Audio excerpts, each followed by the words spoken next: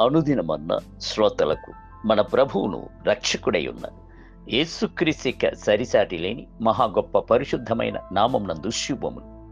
నేడు 2025 సంవత్సరము సెప్టెంబర్ మాసము 21వ తారీఖు ఆదివారం నాటి ధ్యానాంశము.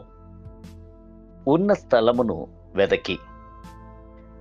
మొదటి రాజుల గ్రంథము 19వ అధ్యాయము 19వ వచనమందు ఏలియా అతన్ని చేరబోయి తన దుప్పటిని అతని మీద వేయగా, ఏలియా ఒక గొప్ప ప్రవక్తగా ఉండియు సాధారణ మనుషుడై ఉన్న ఎలీషాను అతడున్న స్థలమునకు వెదకుచూ వెళ్ళినట్లుగా బైబిల్ గ్రంథము చెప్పుచున్నది. ఎలీషాపై ఏలియా తన యొక్క దుప్పటిని వేసినట్లుగా పరమ ఏలియా అయిన ప్రభువు మీరున్న స్థలము వరకును వచ్చి తన యొక్క ప్రేమయను దుప్పటిని మీపై వేయుచున్నాడు.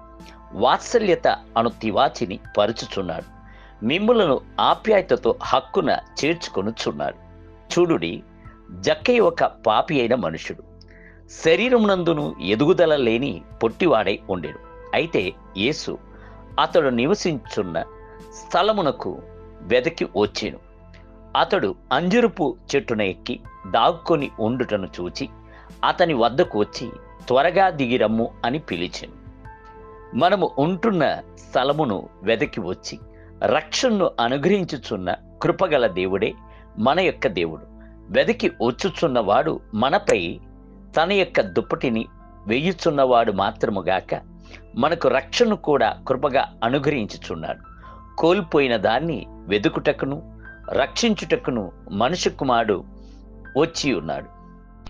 ప్రేమ అను దుప్పటిని వేయుటకు వచ్చినవాడు, రక్షణను కృపగా అనుగ్రహించుటకు వచ్చినవాడు ఉంటున్న స్థలమును వెదకి వచ్చి వ్యాధిని బాగు చేయుచున్నాడు. అలాగనే 38 సంవత్సరములుగా వ్యాధి కలిగి ఉన్న మనుషుణ్ణి అతడు ఉన్న స్థలమునకు వెదకి వచ్చి అతని యొక్క వ్యాధిని తొలగించి స్వస్థపరిచాడు. నేడు మీరు వ్యాధి కలిగి ఉన్నారా?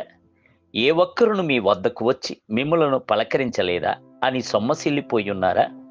మీరున్న స్థలమును వెదకి వచ్చి నిశ్చయముగానే క్రీస్తు మిమ్ములను పలకరించి స్వస్థపరచువాడు.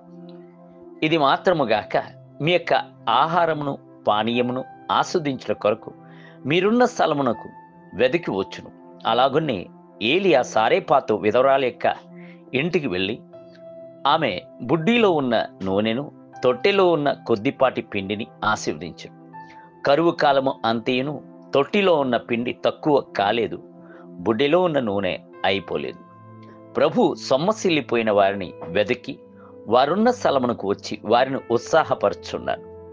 ఏలియా యెజబెల్ యొక్క బెదిరింపునకు భయపడి మనసునందు సొమ్మసిల్లి ఒక దిన ప్రయాణము అరణ్యంలోనికి పోయి ఒక బదరీ వృక్షం క్రింద కూర్చుండి మనాపేక్ష గలవాడై ఉండినప్పుడు ప్రభు ప్రేమతో అతడున్న స్థలమునకు వెదకి వచ్చెను. మంచి ఆహారమును పానమును ఇచ్చి ఆయన ఓదార్చి ఆదరించాడు. మిమ్ములను అంతరంగ ప్రేమ చేత వెదకి వచ్చి వాత్సల్యమును చూపించు ప్రభునకు ఉత్సాహముగా మీరు పరిచర్యను చేయవలను కదా. కావున ఇప్పుడే మీ యొక్క అధైర్యమును విశ్వాసమును దులిపి వేసుకొని లేవండి. దేవుని బిడ్డలారా, మిమ్మల్ని వెదకి వచ్చి ఉన్న ప్రభువు మీ చెంతనే నిలబడుచున్నాడు. ఆయన యొక్క హస్తమును పట్టుకొని ఆయన కొరకు లేచి ప్రకాశించేదరా. నేటి ధ్యానమునకై నేను నా నామమును జ్ఞాపకార్థంగా ఉంచు ప్రతి స్థలములోనూ నీ యొద్దకు వచ్చి నిన్ను ఆశీర్వదించేది. నిర్గమాకాండం 20వ అధ్యాయం 24వ వచనం. నేటి వేద పఠనము ఉదయము ప్రసంగి గ్రంథము 7, 8 మరియు 9 అధ్యాయములు. సాయంత్రము కొరింథీయులకు రాసిన 2వ పత్రిక 13వ అధ్యాయం. ప్రభు ఈ పునరుద్ధానపు దినమునందు మిమ్ములను ధారాళముగా దీవించునుగాక. ఆమేన్.